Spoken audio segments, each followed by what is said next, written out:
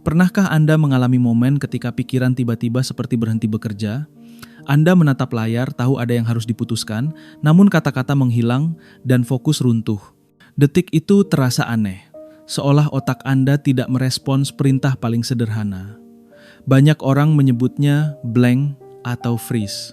Analogi yang paling mendekati adalah komputer yang mendadak hang, bukan karena rusak, tetapi karena terlalu banyak proses dipaksa berjalan bersamaan. Momen ini sering muncul saat tekanan meningkat, saat pilihan menumpuk, atau saat informasi datang tanpa jeda. Yang membuatnya lebih berat bukan kejadiannya, tetapi makna yang kita lekatkan, merasa diri gagal, lambat, atau tidak cukup pintar. Padahal reaksi ini adalah sinyal biologis yang sangat manusiawi. Otak sedang melindungi dirinya sendiri. Banyak orang langsung menghakimi diri sendiri saat pikiran terasa macet. Mereka merasa mendadak bodoh, tidak kompeten, atau kalah cepat dari orang lain. Penilaian ini keliru. Dari sudut pandang neuroscience, freeze mental adalah mekanisme perlindungan sistem saraf. Ketika beban informasi meningkat terlalu cepat, otak membatasi akses ke fungsi berpikir tingkat tinggi agar tidak kelelahan. Sama seperti tubuh membuat Anda pusing agar berhenti memaksa diri, pikiran pun menciptakan jeda paksa. Ini bukan kegagalan, melainkan pengaman. Masalah muncul ketika kita melawan sinyal ini dengan memaksa berpikir lebih keras. Alih-alih pulih, tekanan justru bertambah. Memahami bahwa reaksi ini normal mengurangi rasa bersalah, dan itu saja sudah menurunkan beban kognitif secara signifikan. Akar dari fenomena ini terletak pada keterbatasan working memory. Working memory adalah ruang kerja mental sementara, tempat otak menahan informasi beberapa detik untuk diproses. Kapasitasnya kecil dan rapuh. Berbeda dengan long-term memory yang luas, working memory hanya sanggup menampung sedikit informasi dalam satu waktu. Saat terlalu banyak input masuk bersamaan, sistem ini kolaps. Informasi yang tadinya Anda kuasai seolah menghilang, padahal sebenarnya hanya tidak bisa diakses. Inilah alasan seseorang bisa paham saat santai, namun blank saat ditekan waktu atau tuntutan. Bukan karena pengetahuan hilang, melainkan karena jalur menuju pengetahuan itu sedang kelebihan beban. Dalam pendekatan neurolinguistic programming atau NLP, kondisi ini dikenal sebagai unresourceful state. Artinya, sumber daya internal seperti fokus, kejernihan, dan strategi berpikir sebenarnya tetap ada, namun aksesnya terhambat. Pikiran, emosi, dan bahasa internal tidak lagi selaras. Banyak orang keliru menganggap state ini sebagai identitas diri, merasa dirinya memang mudah panik atau lambat berpikir, padahal state hanyalah kondisi sementara. Seperti jalan macet bukan karena kendaraan rusak, tetapi karena volume terlalu padat, lalu lintas mental pun tersendat karena overload. Kesadaran akan konsep state ini penting agar kita berhenti menyamakan diri dengan kondisi sesaat. Kondisi ini semakin umum di dunia modern. Otak manusia berevolusi untuk lingkungan dengan ritme lambat dan informasi terbatas. Kini, kita hidup di tengah notifikasi, tuntutan multitugas, dan paparan informasi tanpa henti. Setiap bunyi ponsel dan setiap distraksi kecil menambah beban pada working memory. Tanpa sadar, otak terus bekerja dalam mode darurat. Banyak orang merasa lelah bukan karena pekerjaannya berat, tetapi karena sistem saraf tidak pernah benar-benar beristirahat. Dalam konteks ini, mental freeze bukan anomali, melainkan respons logis terhadap lingkungan yang terlalu padat rangsangan. Kesalahan terbesar adalah mengira masalahnya terletak pada kurangnya kekuatan mental. Padahal inti persoalannya bukan jumlah informasi di luar, melainkan cara beban itu dikelola di dalam. Tidak semua hal perlu dipikirkan bersamaan. Tidak semua keputusan harus hadir di kepala pada waktu yang sama. Saat working memory dipenuhi terlalu banyak tuntutan, sistem akan runtuh. Multitasking menciptakan ilusi produktivitas, padahal yang terjadi adalah pergantian fokus cepat yang menguras energi. Kewalahan mental adalah masalah desain penggunaan otak, bukan kelemahan karakter. Sebelum kita masuk ke solusi, ada satu langkah penting, yaitu memahami mesin pikiran itu sendiri. Bukan untuk menyalahkannya, tetapi untuk membaca logika di balik reaksinya. Ketika Anda mengerti mengapa pikiran membeku dan fokus hilang, rasa bersalah mulai mengendur. Rasa ingin tahu menggantikan tekanan. Dari titik ini, memahami cognitive load bukan sekadar teori, tetapi peta praktis untuk hidup lebih jernih. Mari kita lanjutkan dengan membedah bagaimana mekanisme ini bekerja di dalam otak Anda. Working memory dapat dibayangkan seperti meja kerja kecil di depan Anda. Meja ini hanya mampu menahan beberapa objek secara bersamaan. Selama jumlahnya sedikit, otak bekerja lancar. Namun, begitu terlalu banyak objek hadir, sesuatu harus jatuh. Inilah yang terjadi ketika informasi datang bertubi-tubi. Bukan karena otak gagal, tetapi karena ruang kerja memang terbatas. Saat meja kerja penuh, urutan pikiran kacau, fokus terpecah, dan keputusan terasa jauh lebih berat dari seharusnya. Otak tidak memilih mana yang penting berdasarkan nilai objektif, tetapi berdasarkan beban sesaat. Informasi yang terakhir masuk sering menggeser yang sebelumnya, walaupun yang sebelumnya lebih relevan. Secara biologis, pengelolaan ruang kerja mental ini berada di prefrontal cortex.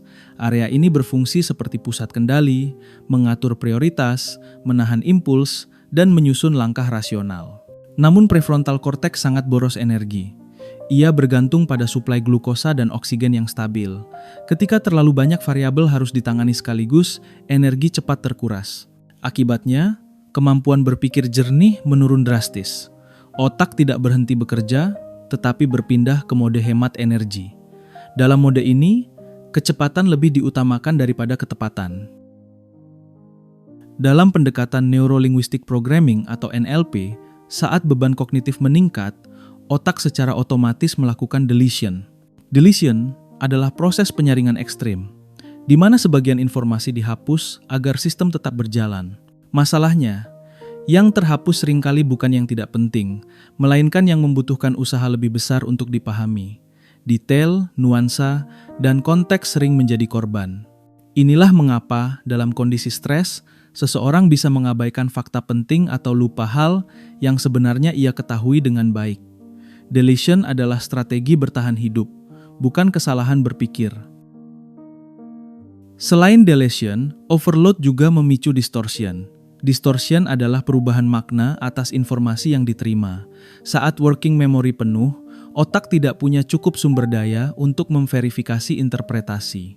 Nada bicara orang lain bisa terdengar mengancam walaupun netral. Situasi abu-abu terasa lebih berbahaya daripada kenyataannya.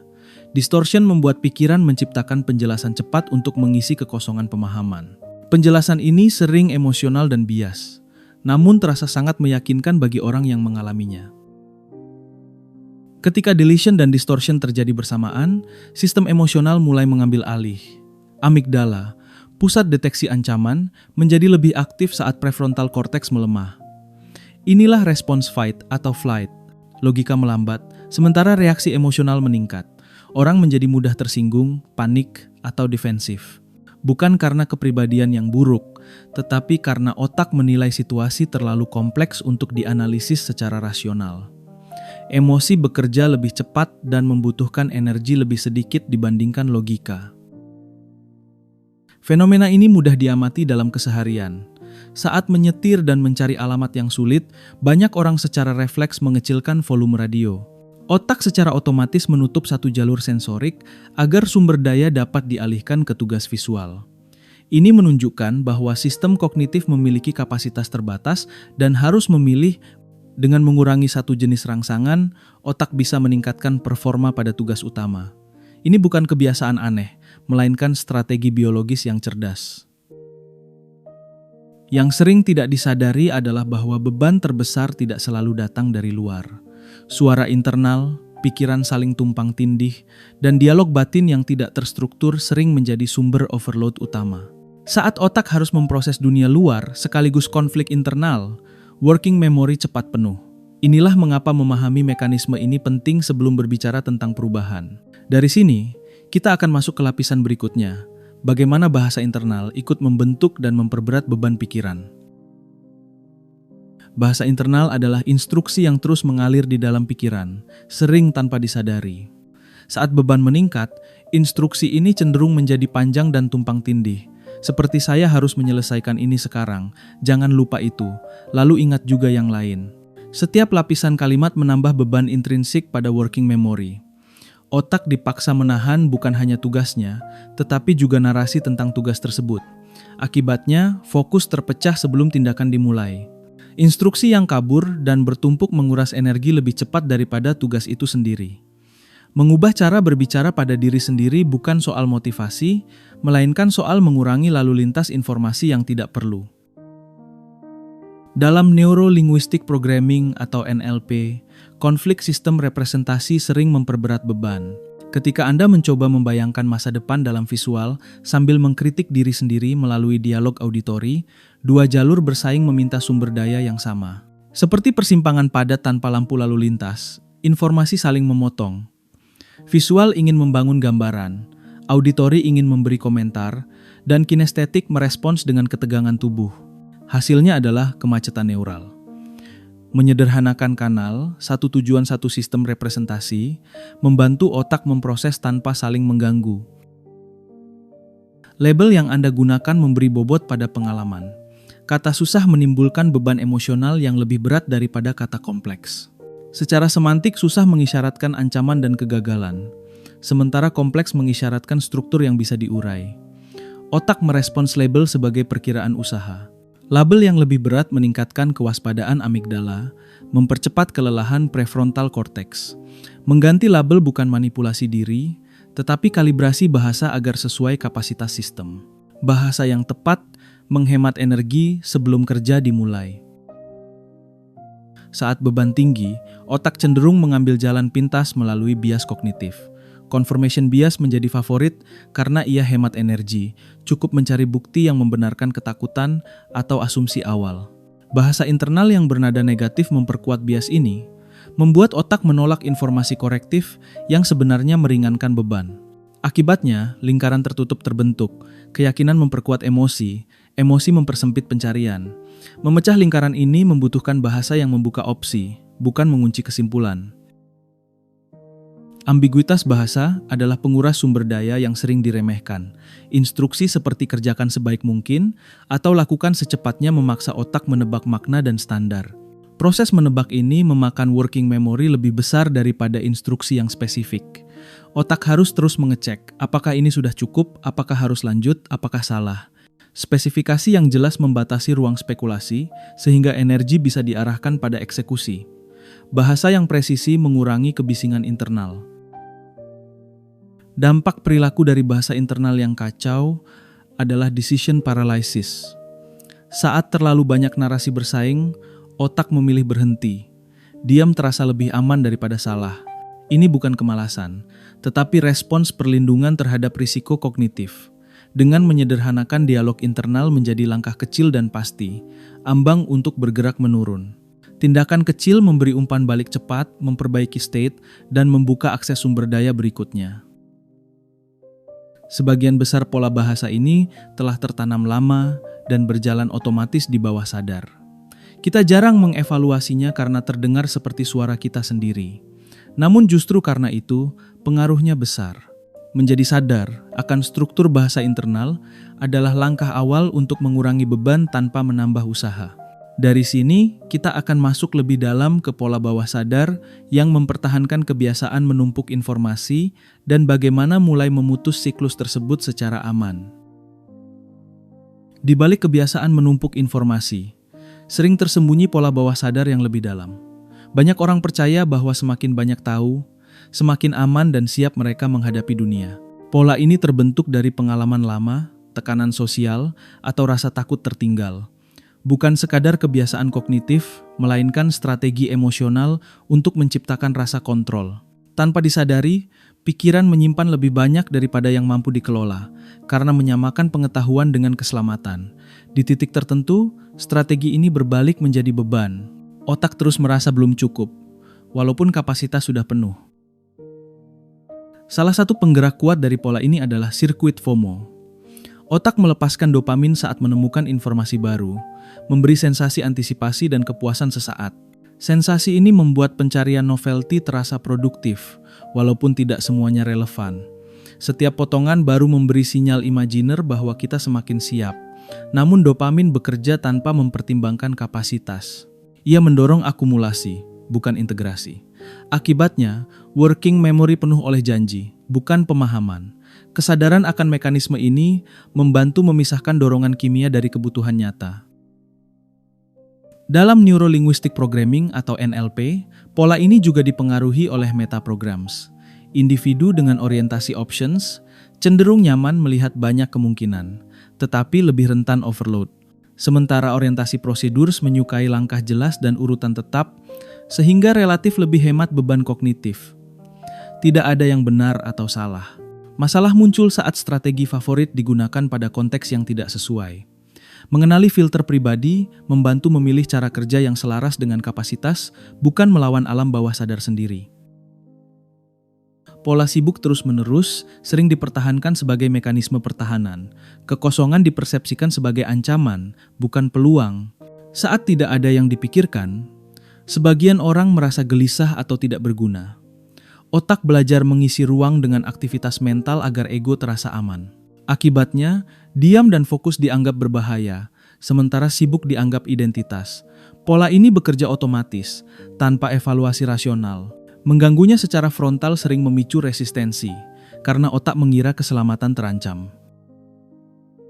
Melepaskan kebutuhan untuk tahu segalanya memang menantang, terlebih di era informasi. Ada ketakutan bahwa jika berhenti mengonsumsi, kita akan tertinggal atau kalah cepat. Ketakutan ini bukan logika, melainkan memori emosional. Otak mengingat rasa tertinggal sebagai ancaman sosial. Memahami akar emosinya membantu kita bersikap lebih lembut pada diri sendiri.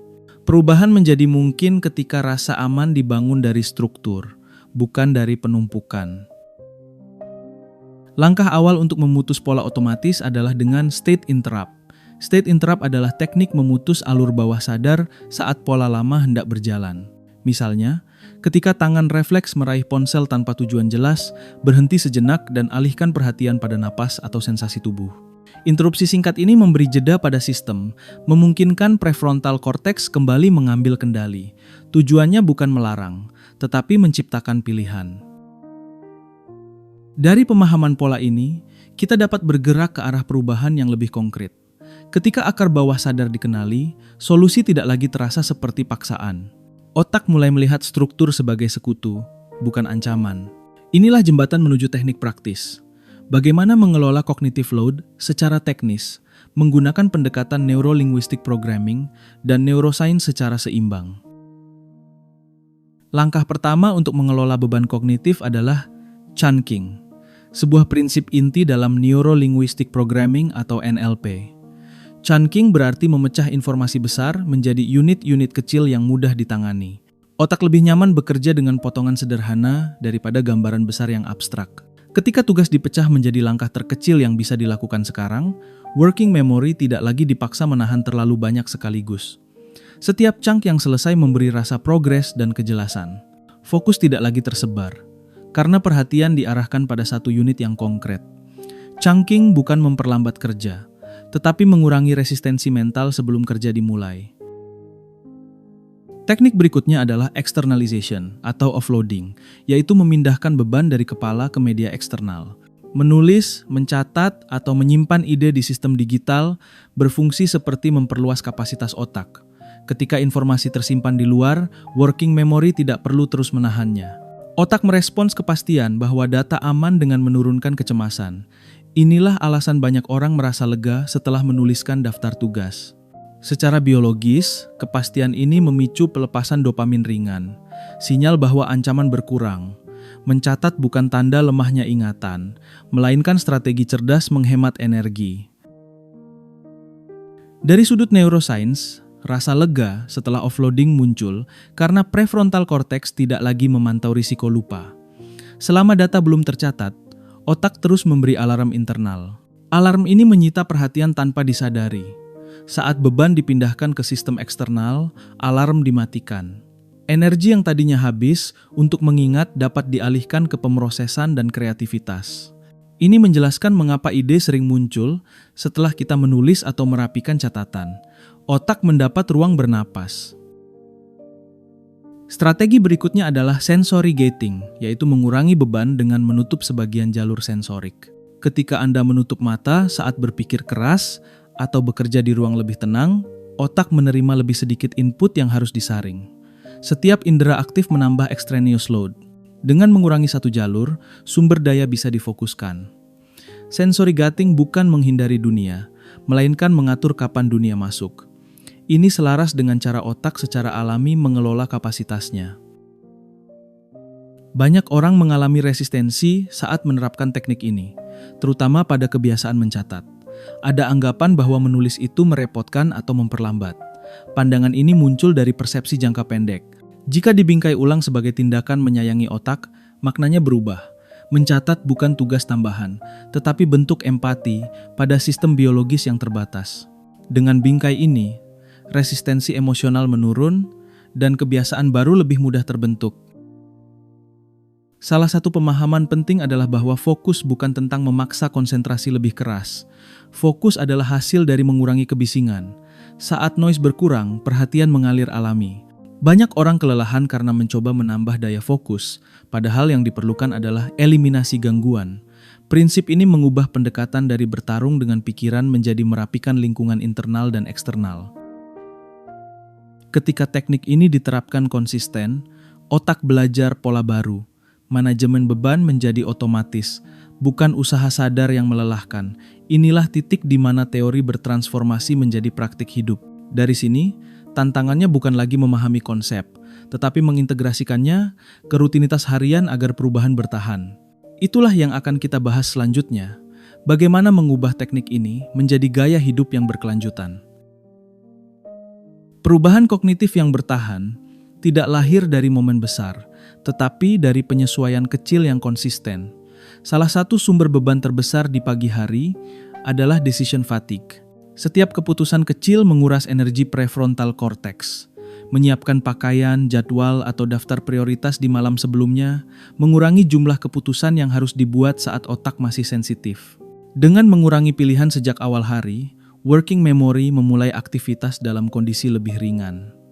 Ini bukan soal disiplin keras, tetapi tentang merancang alur agar otak tidak kelelahan sebelum bekerja.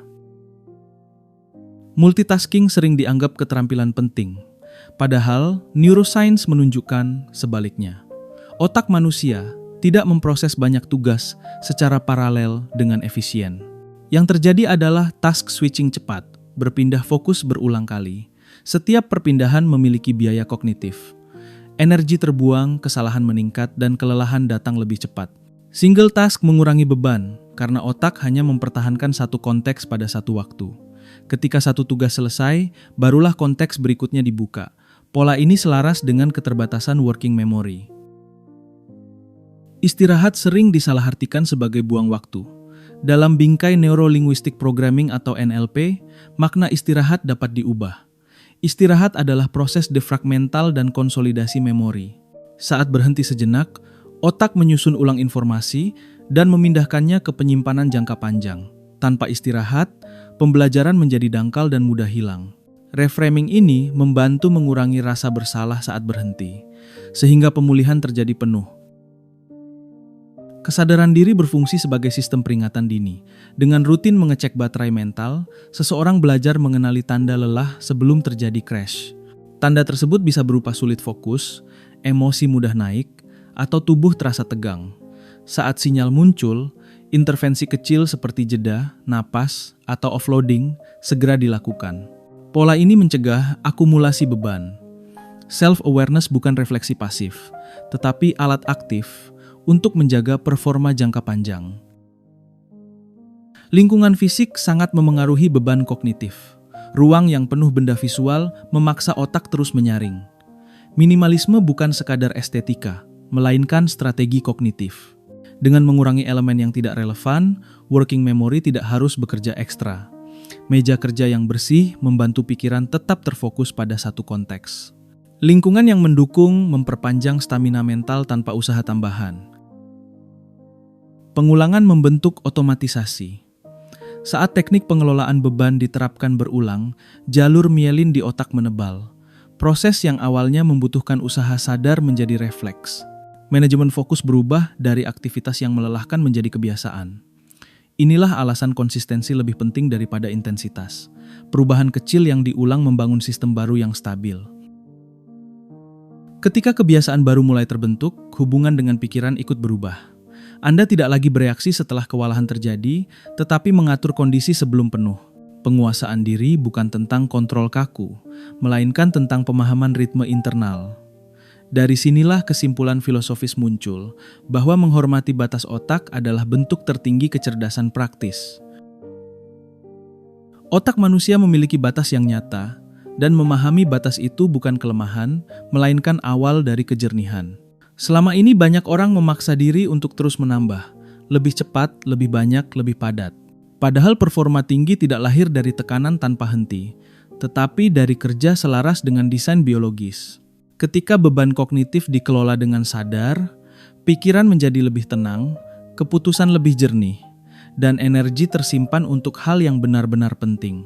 Penguasaan diri dimulai saat kita berhenti berperang dengan sistem sendiri dan mulai bekerja bersamanya. Perubahan terpenting bukan hanya pada teknik, tetapi pada identitas. Dari sudut Neuro-Linguistic Programming atau NLP, ini adalah pergeseran dari posisi efek menjadi kaos. Bukan lagi korban arus informasi, tetapi arsitek pikiran yang memilih apa yang masuk dan apa yang disimpan. Identitas baru ini tidak membutuhkan kontrol berlebihan. Ia dibangun dari struktur sederhana dan kebiasaan kecil yang konsisten. Saat identitas berubah, perilaku mengikuti tanpa paksaan. Fokus tidak lagi dicari, ia muncul sebagai konsekuensi. Ketenangan pikiran sering dianggap kemewahan yang hanya dimiliki sedikit orang. Padahal, ketenangan adalah hasil dari keputusan yang tepat, bukan hadiah acak. Ketika working memory tidak dibebani secara berlebihan, sistem emosional ikut mereda. Pikiran yang tenang bukan pikiran kosong, melainkan pikiran yang tertata. Dari kondisi ini, kreativitas dan kejelasan muncul alami. Anda tidak perlu mengejar ketenangan. Anda menciptakannya dengan cara Anda mengelola beban. Bayangkan hari esok di mana tugas besar terasa lebih ringan karena dipecah dengan cungking. Bayangkan kepala terasa lega karena ide dan kewajiban telah di-offload ke sistem yang dapat dipercaya. Setiap langkah kecil memberi sinyal progres, bukan ancaman. Inilah future pacing dalam NLP, gambaran masa depan yang terasa masuk akal dan dekat. Saat otak melihat jalur yang jelas, resistensi menurun, tindakan menjadi lebih mudah dimulai. Refleksi sederhana dapat menjadi pintu perubahan. Satu pertanyaan cukup untuk menggeser arah, hal apa yang bisa saya keluarkan dari kepala saya hari ini? Pertanyaan ini mengundang tindakan konkret, bukan perenungan panjang. Menulis satu catatan, menutup satu tab, atau menunda satu keputusan yang tidak mendesak sudah mengurangi beban. Perubahan besar sering lahir dari keputusan yang tampak kecil. Penutup tidak harus keras untuk berdampak. Dalam pendekatan Neuro-NLP, nada lembut justru memberi rasa aman pada sistem saraf. Saat tubuh merasa aman, pikiran lebih terbuka. Izinkan diri Anda bergerak perlahan, menghormati ritme otak, dan menyederhanakan bukan meremehkan. Kejelasan adalah buah dari kesabaran struktural. Jika Anda merasakan manfaat dari cara berpikir ini, pertimbangkan untuk terus mengikuti pembahasan yang merawat kesehatan otak dan logika. Bukan demi algoritma, tetapi demi kualitas hidup yang lebih jernih. Berlangganan adalah langkah kecil untuk menjaga pikiran tetap terarah, ringan dan manusiawi.